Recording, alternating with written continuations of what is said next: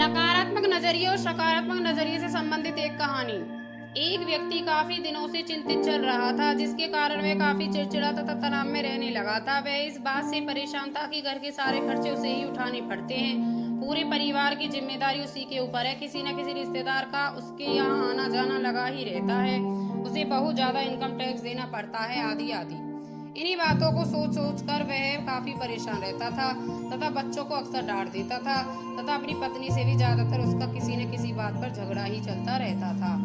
एक दिन उसका बेटा उसके पास आया और बोला, पिताजी मेरे स्कूल का होमवर्क करा दीजिए। वह व्यक्ति पहले से ही तनाव में था तो उसने बेटे को डांट कर भगा दिया। लेकिन जब थोड़ी देर बाद उसका गुस्सा शांत हुआ तो वह बेटे के पास गया तो देखा कि बेटा सोया हुआ है और उसके हाथ में उसके होमवर्क की कॉपी है। उसने कॉपी को लेकर देखा तो उसने होमवर्क किया हुआ था। जैसे ही उसने कॉपी नीचे रखनी चाहिए, उसकी नज़र होमवर्क के टाइटल पर पड़ी। होमवर्क का टाइटल था वो चीज़ें जो हमें शुरू में अच्छी नहीं लगती लेकिन बाद में वे अच्छी ही होती हैं। इस टाइटल पर बच्चे को एक पैराग्राफ लिखना था जो उसने लिख लिया था। उत्सुकतावश उसने बच्चे का लिखा पढ़ना शुरू किया। बच्चे ने लिखा था, मैं अपने फाइनल एग्जाम को बहुत धन्यवाद देता हूँ क्योंकि शुरू में तो ये बिल्कुल अच्छे नहीं लगते लेकिन इनके बाद स्कूल की छुट्टियां पड़ जाती हैं। इसे भी पढ़ें। देखने का नजरिया।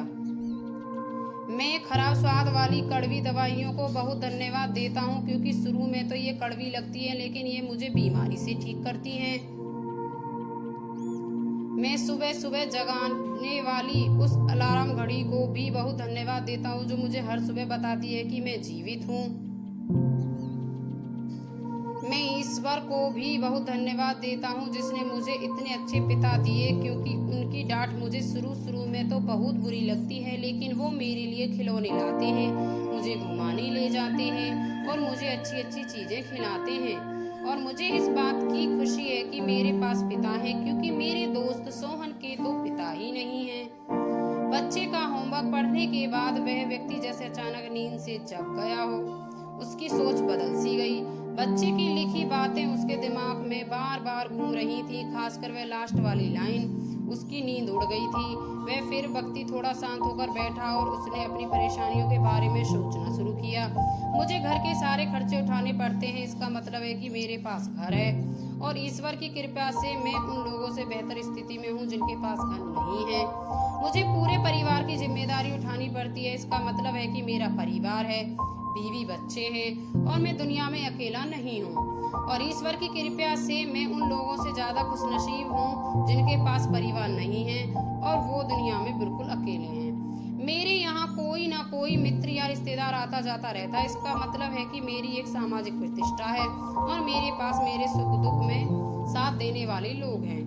मैं बहुत ज्यादा इनकम टैक्स भरता हूँ, इसका मतलब है कि मेरे पास अच्छी नौकरी है और मैं उन लोगों से बेहतर हूँ जो बेरोजगार हैं और पैसों की वजह से बहुत सी चीजों और सुविधाओं से वंचित हैं।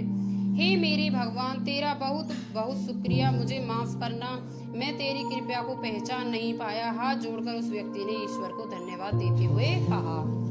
इसके बाद उसकी सोच एकदम से बदल गई। उसकी सारी परेशानी, सारी चिंता एकदम से जैसे खत्म हो गई।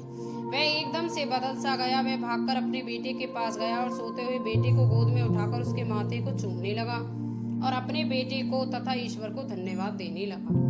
दोस्तों, इस कहानी में बहुत ही गहरी और अच्छी बात छुपी हुई है कि आपके सामने जो भी परेशानियां हैं, आप उनके नकारात्मक पक्ष को ना देखकर उसके सकारात्मक पक्ष को देखें। हम जब तक किसी भी चीज को नकारात्मक नजरिए से देखते रहेंगे तब तक हम परेशानियों से घिरे रहेंगे, चिंता और तनाव में हमें घेरे रहेंगे।